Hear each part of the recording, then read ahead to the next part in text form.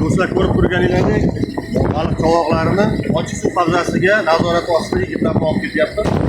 48 mingta malok bor ekan, mana ko'rib turganingizdek. Baliqlarimiz ancha tetik.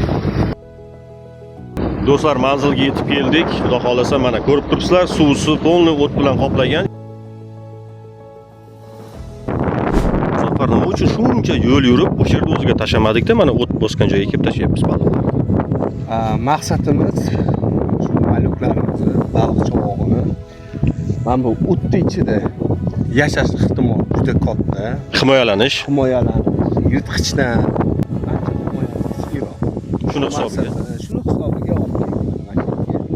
Sal bizga yo'l muhim emas, bizga natija muhim deyiladi. Okay, let's go.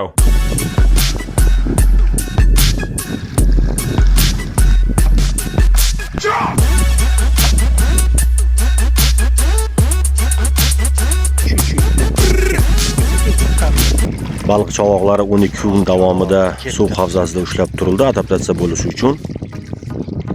Va mana bugun vaqti keldi. Xudo xolasa duoda bo'lib turasizlar do'stlar. Baliqlarni ochiq suv havzasiga qo'yib yuboryapmiz. Tuya bog'i suv omboriga. Asl ovchilar, haqiqiy ovchilarga nasib qilsin katta bo'lganda. Voy. Ketdi, mana Xudo xolasa ketdi.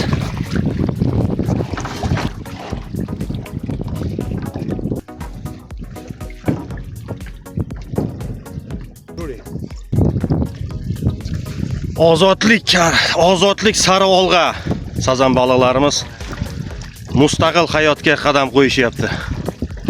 Mana baliqlarimiz hammasi katta suvga qarab boradi, Xudo xolasa.